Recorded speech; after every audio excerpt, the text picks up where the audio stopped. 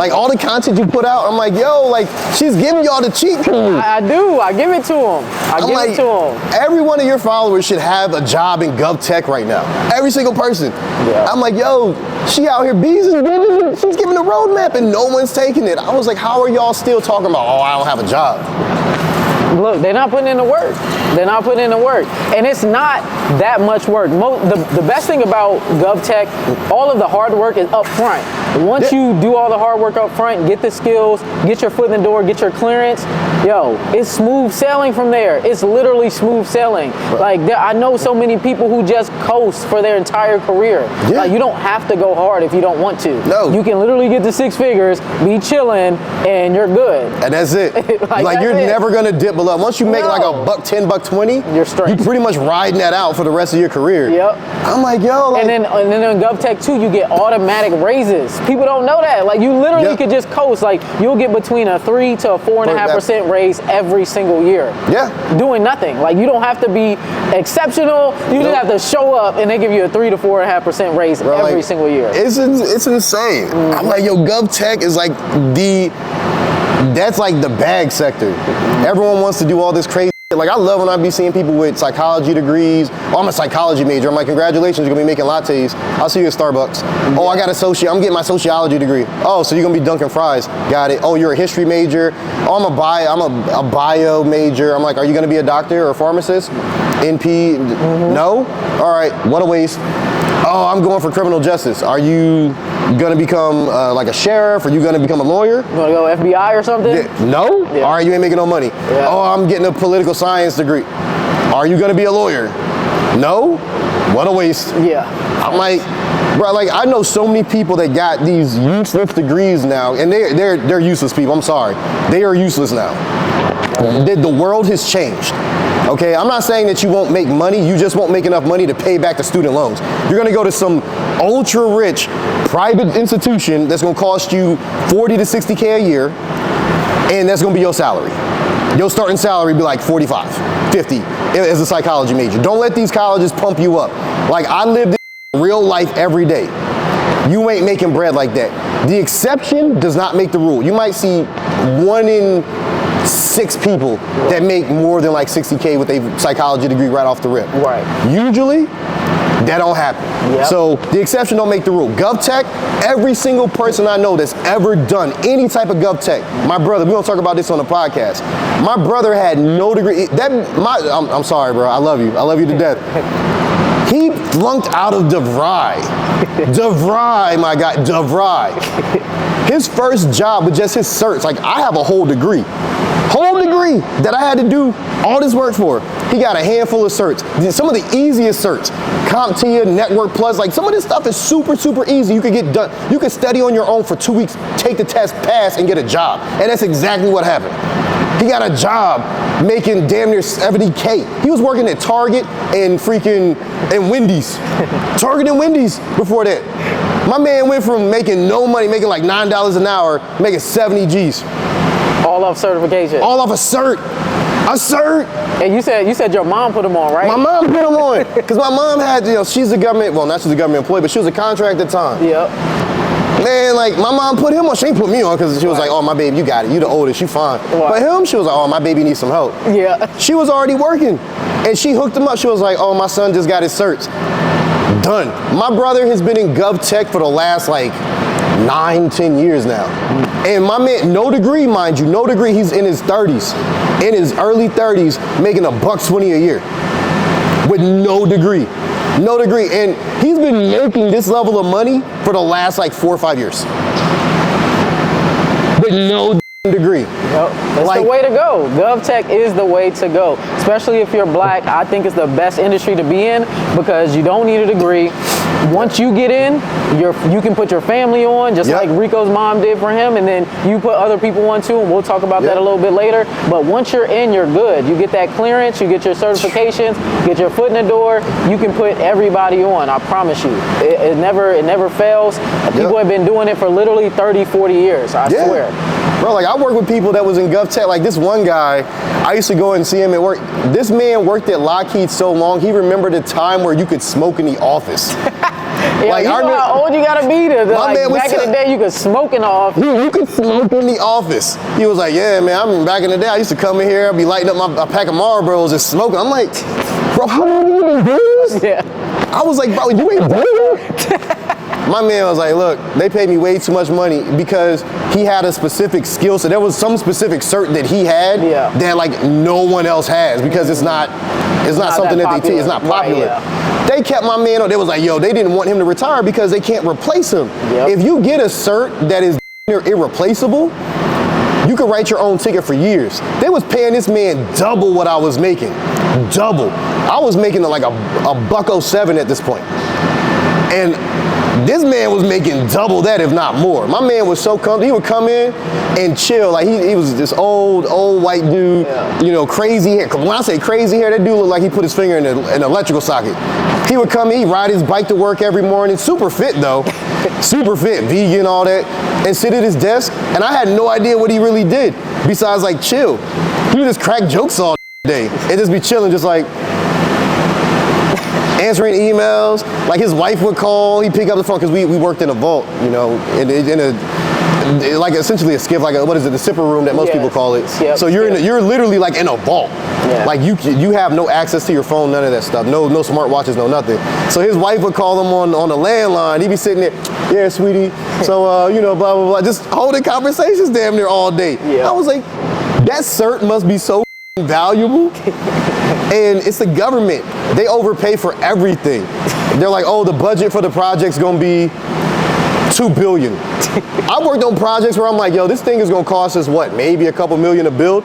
Our budget was $1 billion with a B. I was like, where are we gonna spend this money? Right. Oh, they'll find a way to spend it. But we were just hiring people just to hire people. Yep. We didn't even need them. It's just like, we got all this money, so it's like, let's hire cats. I got a raise like my second year in, like a $25,000 raise. They called me into the office like, all right, bro, ha ha, done. I was like, yo, I make $100,000? What? Me? What? All right. Yo, I would come in I was chipper as hell every day. Donuts for everybody. Yo, how y'all doing? Yo, what's up, baby? Dapping people up, but you know, I was working on my other businesses, and eventually, you know, I ended up leaving. But yeah, we're gonna talk about that a little later too. I was like the model employee. I ain't even gonna front. I was the model employee. I was the dude that everybody loved at work because I came. I was super happy. I'm like, yo, you need anything? Yo, you want something? What you need, bro? I'll go get you some coffee. Yo, I got you, baby. I got you. I was happy as hell. Making 100 G's doing damn near nothing. Bro, they could have paid me like 30 G's less and I still would have been happy. Because you don't have to do I started to ask my manager, I'm like, hey, can I like reformat some hard drives? Like, cause they had hard drives and stuff they were doing. Cause basically what we were doing, we were prepping the kits to get sent over to Afghanistan and Iraq. So like, you know, some of them had hard drives for like the computers and stuff like that. So yeah, I started reformatting them, and that's really how I got my foot in the door. So people were like, yeah, but you tell people you don't need a degree, but you have a degree. Bro, I got in tech at 16. Yeah. I didn't have a degree. I was still in high school. Yeah, you didn't need a degree for that. Like, you never needed a degree. No, you need a degree to like be a software engineer. In GovTech, right. But that's what people, they get that wrong all the time. Yeah, they get it twisted. And then the thing about it is with the CCNA class that you could have took, my boy, he did the CCNA. Bro, you get that, you writing your own ticket. He was a network engineer at 18 for Verizon. He never went to college. He just went straight from our high school, straight to Verizon being a network engineer, making great money. So he didn't end up going to college until way later and had his company pay for his degree and more certifications. So that's how he did it. So that's why I tell people, like, you never needed a degree, and that was back in 20, what year was that? That was back in 2013? No, 2009, sorry. That was back in 2009. So it's like, you know, people have to realize that even though, like, you know, you got your degree, I got my degree, you didn't need it. Right. You didn't need it, and you don't have to start out that way. So, you know, I just want people to know kind of like more about your journey, because I see everybody sees where you are now. Yeah, you got the cars. Yeah, they don't see all the hard work. Yeah, they don't see all the hard work. They don't see the GovTech. Yeah, you got the cars, you have the houses, you have, you know, all the nice things, and people, they don't see where you came from, and they don't even know that you have a degree. Like, I didn't know you were in GovTech until I was watching your story that one day, and I'm like, well, you worked at Lockheed? Yeah. You're like, yeah, I was a software engineer. So like, can you like tell us a little bit about your story, like how you got started, how you even got into this, like what made you want to get into GovTech? So, you know, let's see, I got out the military. So you're in the military and they always tell you, hey, look, you can write your own ticket once you have military experience, because you got a security clearance, and most companies love veterans, love them. They're not lying. So if you're military right now and you're trying to figure out what to do, GovTech, because they love you, absolutely love you. So I got out, I went to college, you know, I went to Penn State, and you know, I was like, man, I want to work at all these different companies. Vanguard was at the top of my list, right? And in order to get an internship at Vanguard, you have to be a rising junior. They don't take freshmen, sophomores, none of that. You got to be a rising junior. So I'm like, how do I go from a freshman to a junior in a year? Yeah. I was like, the only way to do that is that essentially average like 23, 24 credits a semester. Oh my goodness. So that's what most people don't know. Like, I graduated college in a little bit over 2 years. Wow. So I got my 4-year degree in about a little bit over like two and a half years, because my last semester was literally just Spanish. I had to take 3 years of a language, and I tried to stuff it into one semester my last year. Yeah. And they were like, no, you can't do They was that. like, you got to take it over. They was like, you could do the summer semester, so you could do it. You could do all full three. year, right, yeah, so you could do the full summer course. It'll be 1, 2, and 3, and you'll get your degree after that. That was literally the only classes I need to graduate. Wow. I was already done with everything else. So I get to Penn State, and I came in late. So I came in super late. The classes were full, and this one guy, I'll never. So Professor Oaks, if you're watching this, my guy. You could do no wrong in my eyes. You could murder everybody and I would still be in your corner, because you helped me in a way that no one else did. So I'm at the Pursuer's office, like trying to get everything organized, talking to the advisors, and they're like, look, this 100 course is filled up. They're like, you're done. I was like, yo, like this throws my whole timetable off. So I had a plan on how I was gonna become rich. I had it all laid out. Literally, like, I'm gonna take this, this internship, this time, get this job offer, they're gonna pay me this much, and I'm gonna need this much to dump into this business, this and this. So I had a whole plan. That one class would have threw it off. So I walk out, I'm defeated, I'm upset, I'm like, bro, I got my son, I'm out the military, just me and him. My oldest daughter hadn't been born yet. I'm like, I got all going on, I got kids I gotta take care of, this is fucked. My plan is all screwed up. Right.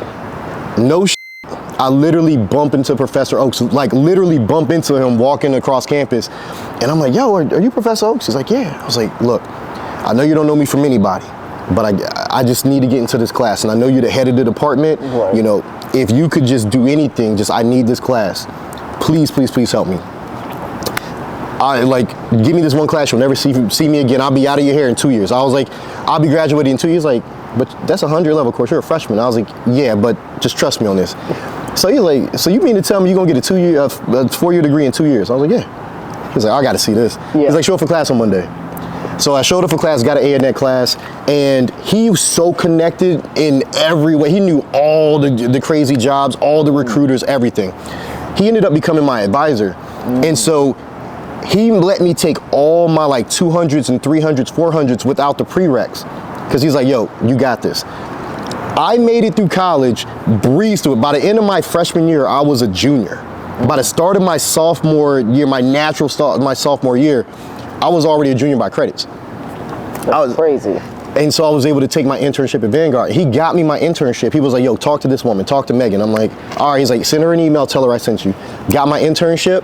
He checked on me the whole time. It was like, okay, everything's going well. You need to talk to this person. I ended up getting my first job offer out of there. I got another internship at Accolade. Actually, I had several internships. The one before that, I worked at Printmail Systems in Newtown out in Pennsylvania. They gave me a job offer. I was still like in the midst of college, and they gave me a job offer. I was an intern making like $56,000 a year.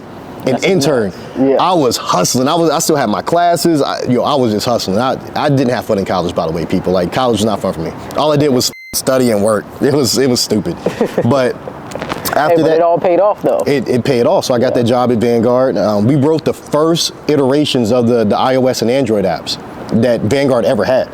They didn't have apps until our team, built them out. Right. So that was actually like one of the coolest accomplishments. I sucked at Objective-C, and that's why I ended up leaving Vanguard and went to Lockheed, because I was like, man, GovTech, they love vets. They were recruiting heavily for veterans at the time who had degrees. And you don't need a degree to work at Lockheed, by the way. If you want to be a software engineer, yeah, but you can get into tech roles with just certs. But I wanted to be a software engineer. They were recruiting heavy, and I'm like, all right, I really don't like Objective-C. I suck at it. Y'all won't let me write, just work on the Android projects and do Java, so I'm a bounce. It's easy.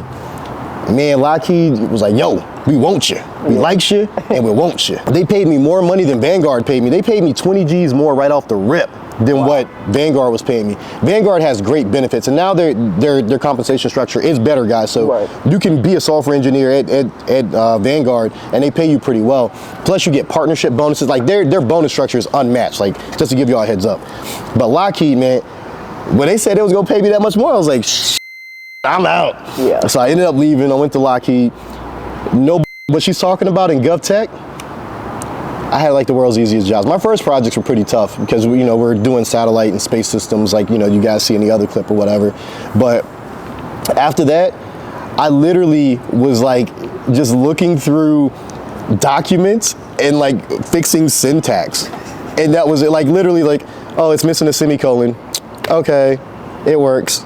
Okay, next. Oh, it's missing an E on this. Oh, okay. Next. Oh, this if-and statement should be just an if. All right, let me fix that real quick. Okay. The easiest job ever. I got a raise my second year at Lockheed.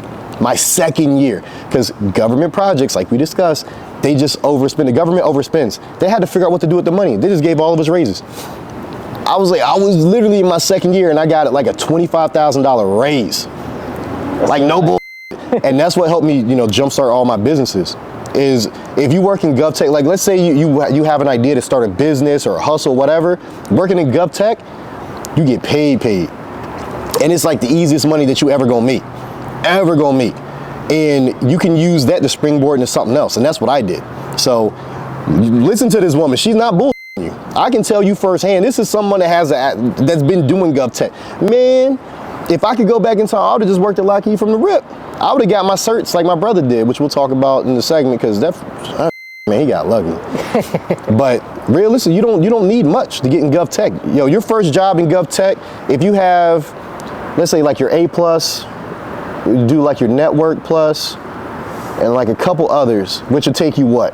If you study maybe 2-3 months worth of solid studying, and you get it down, you probably make 65, 70K. First job. Yeah, with an entry-level IT job in GovTech. Working help desk. So you were saying the CompTIA certifications are all you need. You were saying the A+ certification and Network Plus. Yep. How do you feel about Security Plus? Security Plus, like if you're trying to get into cyber, or at least start in cyber, like you might need a little bit more.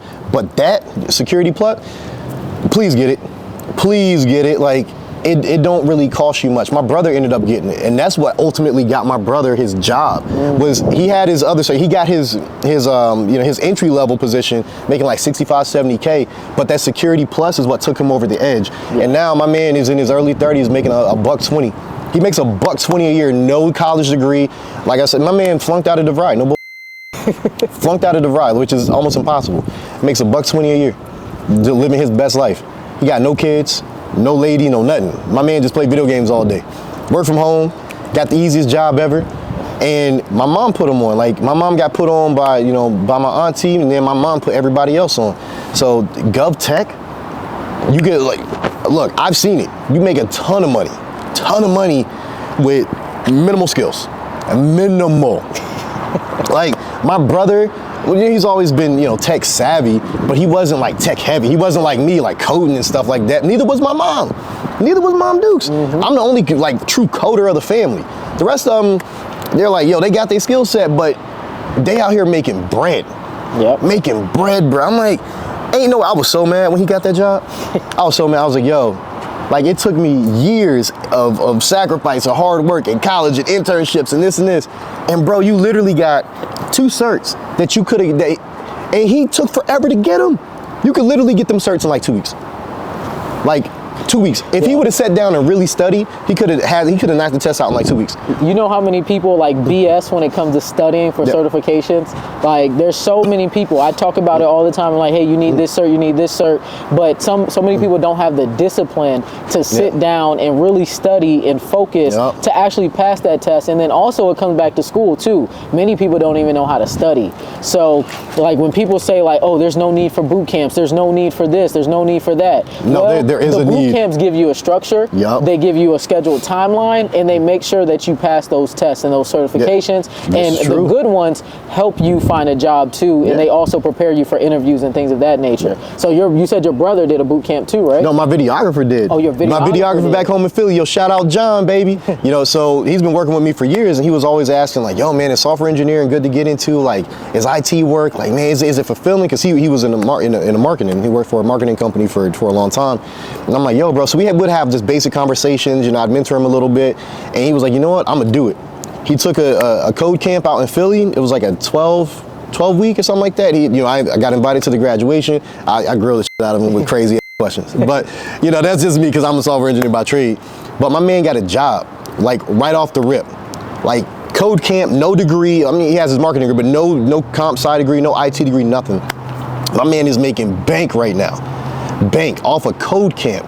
Like don't listen to these people that don't really live it. Like, you know, you're gonna be talking to people on social media, oh, you need to get your computer science degree because blah blah blah blah blah blah. Like times have changed. Times have changed. Like I got recruited by Facebook and Google, obviously because I had the degree, but I had the skill sets that I learned from like Vanguard, and they just look like my LinkedIn is trash. I haven't updated that since like I was an intern damn near. I need to go back and redo it. But they were looking, and even now, even to this day, I still get emails from people that are like, oh, we would love for you to come work for us. I'm like, bro, I haven't been in the industry in like 5-6 years. Like I couldn't do anything for your company, but they would still take me because of the discipline. And they know that even though I'd be rusty, I could still figure it out. You can always write your own ticket. Even if you left industry and wanted to try something different, you could always come back. Because GovTech, once you have that clearance and the skill set, they want you. Because they can't fill those roles because there's not enough people. Because no one really knows. Yeah. No one cares. Nobody knows. It's like 70,000 jobs on clearance jobs right now. Literally. And then on USA jobs, I think it's about like 4,000 or 5,000 tech jobs. And then who knows how many government contractors are looking to hire, right? So once they get awarded new contracts, they're looking to hire them out. So that's pretty much how it works in the GovTech industry. But I want to talk more about, you know, your family and how, you know, you got your family on and how all that went down. So like let's switch locations and let's talk about, you know, just how your family got into GovTech. How Mom Dukes pulled it off. Yeah. Oh, cool. Get in the front room. Yeah, you come in,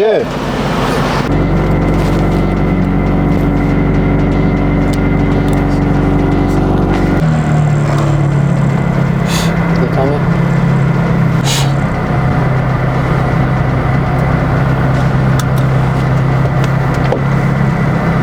Yeah, so, you know, I want to know more about your family. We're over here at Buckhead Village. We pulled the whips out. I just want to know a little bit more about, you know, how'd you get your family into GovTech too? And just, you know, how'd you get to the point where you went from GovTech to being able to buy cars like this? All right, so first we'll start with like how Mom Dukes got into GovTech. So my auntie, Aunt Tracy, appreciate you. You know, so she put my mom's on. So Aunt Tracy, she's been a government contractor like as long as I've been alive. Wow. So she's been in GovTech for a long time. Like she's like the no joke type. She's like the OG of GovTech in the family, you know, because my mom used to work at Comcast out in Philly, you know, so she was always in tech. When I was, you know, I mean, growing up, we grew up real poor. So my mom decided she was gonna go to college, and the advisor at the time told her like, yo, you don't want to be a personal trainer because she's gonna be a personal trainer. He's like, yo, computers is gonna be the wave. It's gonna be the future. And she's like, I don't know. He's like, look, trust me on this. It's gonna be the next wave. Like it's gonna hit hard. This is like back in the 90s. Everybody was skeptical about computers, and then cell phones were kind of like still not really out there, and then there was pagers and stuff. Pagers. It wasn't even like a real thought. Yeah. So this is before the Y2K. This is before everything, you know. So mom, dude, this is like the late 90s. And dude, he convinced her to go to school and get her network, a network and a associate's degree. Okay. So, you know, she was a janitor at the radio station. She worked as a CNA, and then she went back to school and she got her networking degree and, you know, got her associates. Back then, you know, having an associate, it didn't matter. So my mom went from making $7.25 an hour and us like being the dirty kids, being the poor kids, getting food from church. Like we got a lot of handouts from church. They helped us pay our electric bill. Yo, shout out the Solid Rock Christian Church, you know, for keeping the lights on in the crib. But after that, she got her first job working at Hewlett Packard. Oh wow, yep. Hewlett Packard gave her, at the time, I want to say it was like $54,000 a year and a $6K signing bonus. Mind you, this is before 2000. So that money, that's like the equivalent of 75, 80 G's now. Right. So we went from broke to having money. Yeah. Like overnight. Like when I say overnight, it was overnight. I didn't see my mom for like 2 years because she would come in at 4:45 in the morning, kiss me, goodbye, be like, yo, get your brother up for school. Make sure you come home, get your homework done. Here's some food that you can cook, whatever. So I would see her again at 4:45 the next morning. That was for 2 years. So I ain't see my mom. I was just a latchkey kid. I would get my brother to school, whatever. That changed everything. That's when I figured out education could change your entire life. It didn't matter if you went to college or got a trade. Education was the key. Right, because there's a difference. A lot of people think that education means you have to go to school. No. Education just means educated. You can become educated by reading books, getting certifications, practicing your skill set, and then also, of course, obviously going back to school, right? So it's however you want to do it. Like that right there, just educate yourself in anything, bro. It don't matter what it is, just educate yourself. So after that, she worked at Hewlett Packard for a while, and then they split and became Agilent Technologies. She lost her job there when they restructured because she didn't want to move because they wanted us to move overseas. She's like, I'm not moving my kids overseas, but they were willing to pay her like 3 times as much. Yeah, but she's like, overseas. She's like, I'm not taking my kids overseas. Yeah. So we ended up moving out to the Philly area. She worked at Comcast for a bit, and my Aunt Tracy, like I was saying, she's been in government work for as long as I can remember. So my mom was like, yeah, I'm just getting kind of tired of doing this. Like, I want to do something else. She was like, I'm gonna put you on. Yeah. She was like, we could get you you could get that. You got a whole degree. Like, you cool. My mom got it. At this point, she had her bachelor's. Now she has her master's. But she was like, yo, we got you. Gave my mom a government contracting job. It was down in VA. So she was down there for a while working. And then she got enough experience to be able to come back up to the Navy Yard out in Philly. She got put on there, then put my brother on. My brother, like, he was kind of aimless, like I was saying. Like, he didn't really have no drive. He was just working at Wendy's and Target and some bull-ass jobs, playing video games, living at home. Right. He didn't leave home until he was 30 years old. So I'm sorry, bro, I'm throwing your business out there, but he was like a man child. He was like the equivalent of like a 40-year-old virgin type shit. And so he ended up getting that contracting gig. My mom was like, all right, baby, you need to get these certs. That's all you need. Yeah. And he around with them certs. Took forever to get them. He gets the certs. She gets him a job like overnight. My man went from making no money to big bread, to big boy money with no degree. Crazy. And now it's just putting everybody on. Right. Everybody. And that's the power of GovTech, right? So you've said you've helped put a lot of people into position to get GovTech jobs over, the past really 10 years. I was working at Lockheed. I was putting all my peoples on. Yeah. I was like, yo, send me your resume. Send me your resume. I got you, bro. Yo, I'm gonna give it to H. I'm gonna give it to this person, this person, this person. Bro, you just got a cert. Yo, I got you. I'm gonna give you to this person. And that's what we need to do. Put everybody on. Yeah, that's what we need to do. Like, a lot of people feel like, we shouldn't do that. But all other races do it. All other races bring their family in, bring their cousin in, bring friends of friends in. We need to do that. And people have been doing that in the GovTech industry forever. So, like, I've done it too. Like, I referred my cousin, he joined me at Raytheon. Yep. I referred multiple people to Raytheon and got them jobs, right? Raytheon a good company, by the way, people. Like, that's big bread. Yeah, Raytheon, great company. So this is what we need to do more of in the community, is using, once we get our foot in the door, use that to our advantage and put everybody that on and put them in position. Because the more people that work in this industry, the more better off we are, and we can build generational wealth better. So can we talk a little bit more about how you went from GovTech to being able to afford cars like that cost $750,000? And you said this is how many McLarens have you had? I've had 6. This is my 6th one. I've had 2 600s, 2 675s, 1 720. I've had the SVJ. I still have my perf. my RSQ8, the Aston truck, the DBX 707. I got my Skyline, my R33 Skyline, which I love. My Evo, which is one of my race cars. My Exocet, another race car. I've had an NSX. I've had a twin turbo Superleggera. They call them the Super G. You know, Lamborghini. I've had a twin turbo R8, which I crashed. You know, last year, and that's how I got the perf. GTR. I had a whole lot of cars. I just had cars, like cars on top of cars, man. Cars on top of cars. So like, how was like that transition from going from like GovTech to being an entrepreneur? Like how does that? What like? Were you doing it while you were working? How did you go through that? I was process? doing all that while I was working, right?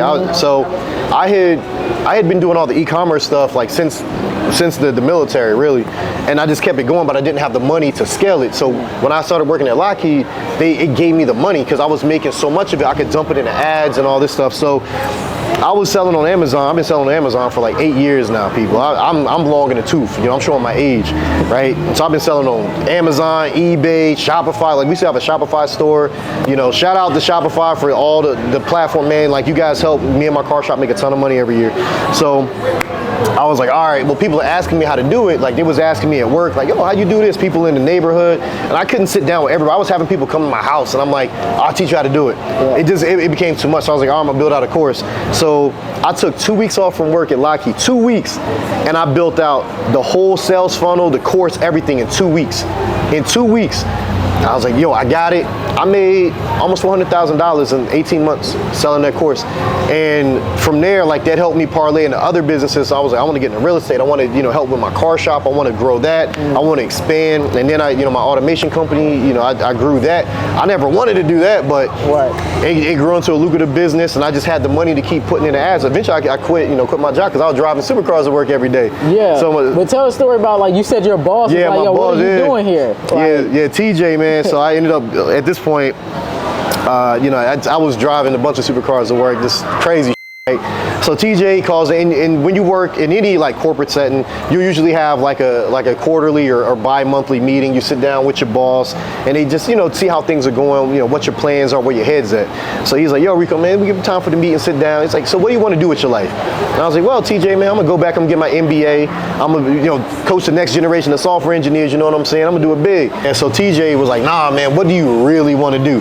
He's like, cause no offense, dog, my boss's boss don't even have the cars that you drive. So whatever you're doing, it's working. Because at that point in time, I wasn't working full time. I had cut my hours down. I was only working like 2 days a week. I worked just enough, because in GovTech, if you guys don't know, like you're salaried, but you still got to put like your hours in. You still got to clock like how many, like your 40-hour work week essentially. Yeah. Your salary, but you still got to clock a 40-hour work week.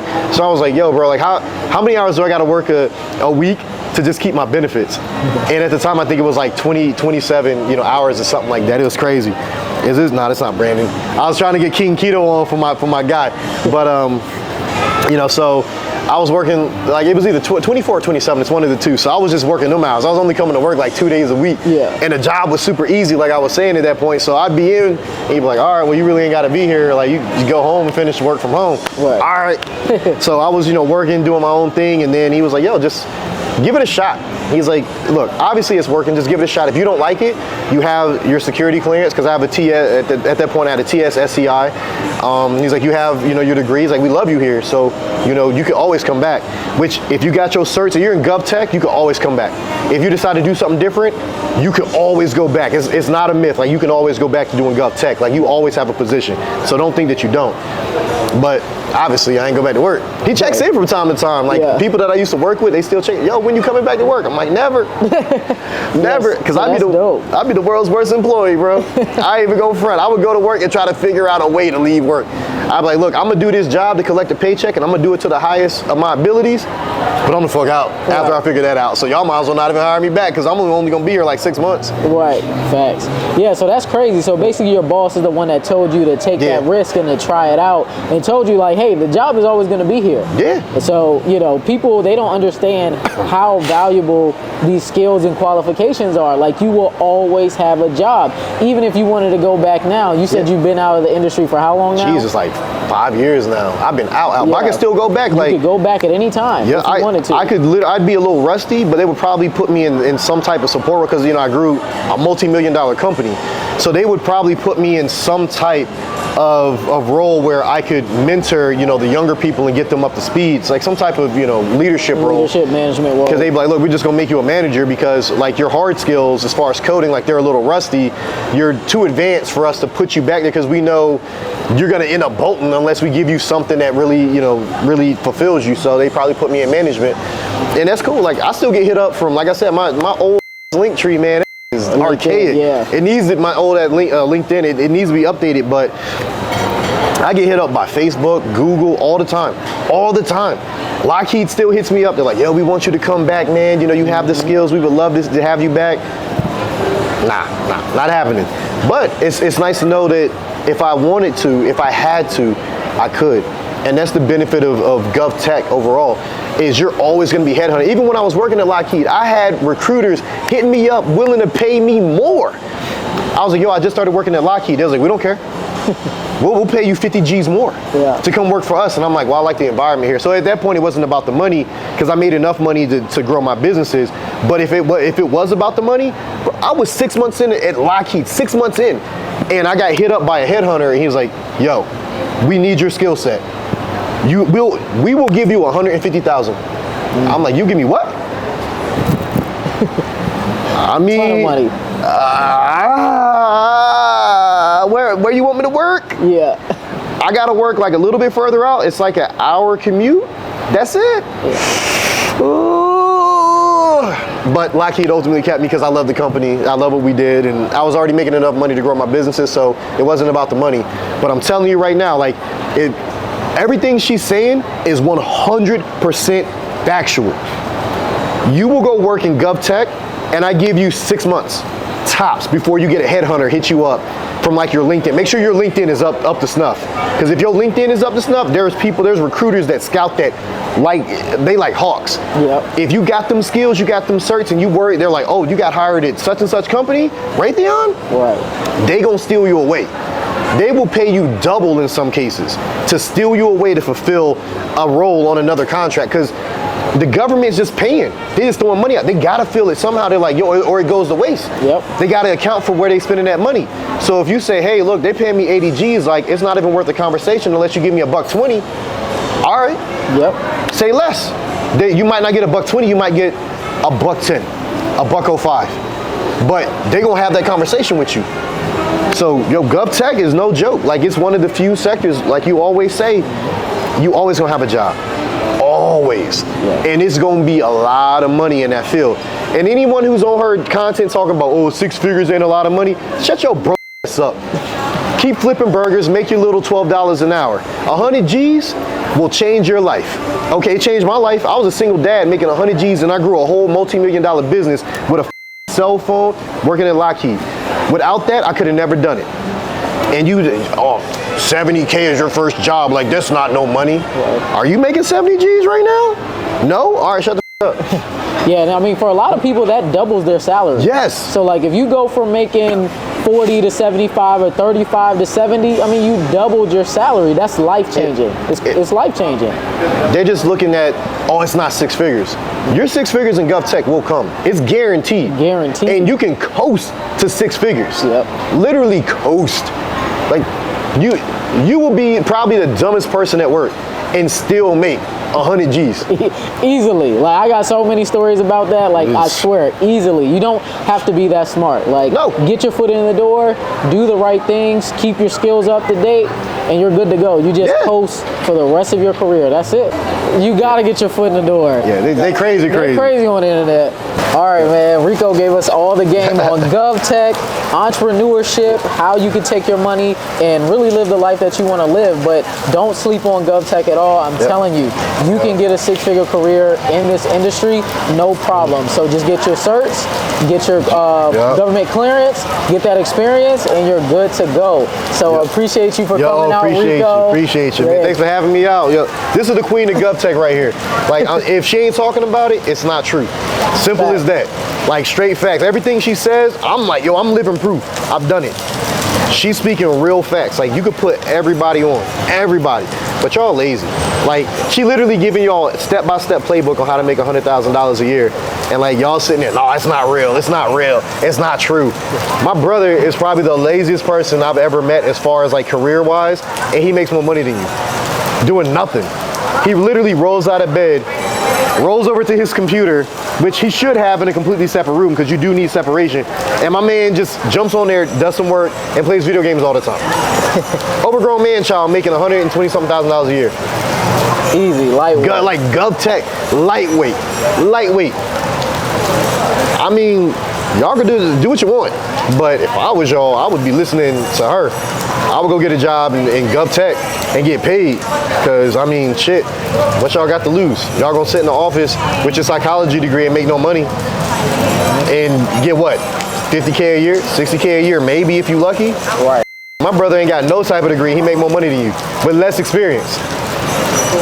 I'm just saying. Yeah. You can either go out here and get the money, or you can make excuses. But that wraps up this episode. Yeah. And make sure you tune in for the next episode. Make sure you like, comment, subscribe. Watch her stuff, yo. Yeah. Watch it, because she's the truth. She really do be giving out the game. Yeah. And go follow Reco on all of his social media platforms. Where can they follow you at? Oh man, y'all can see me on IG. I'm real big on IG, so roughneck_actual. My TikTok ain't near as big because I gotta follow Hurley. I really do gotta post more content. I'm just lazy. So that's roughneck_ on TikTok too. And then like Facebook is for the professional type people, the older crowd, because you know I'm getting a little older. I'm getting long in the tooth now, so I still try to keep up on that.